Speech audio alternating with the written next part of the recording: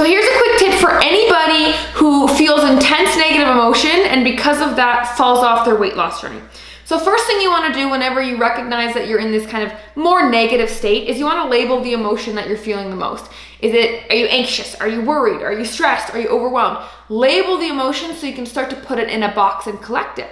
Then what you want to do from there, step 2, is you want to say, okay, what is the thought behind the emotion? Because every emotion is connected to a thought. So what is the thought behind the emotion?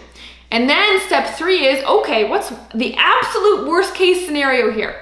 Play it out in your mind. We are afraid of worst case scenario. We avoid it and we don't even want to think about it because we think that it causes extra stress to think about. But what I like to do is I like to dive head into the worst case scenario, play it out, right? So if this happens, then what? Well, it's going to suck. It's going to really suck and I'm going to be hurt and I'm going to struggle, but I'm still going to be okay because I'm strong. Because I can do this, I can handle anything. And what happens is if you face the worst case scenario, you play it out into your mind, you already know that you can get through it. You don't necessarily want to have to, and it's not going to be your first choice to go through that. But now you are more confident that, okay, if that would happen, I would always end up being okay anyway.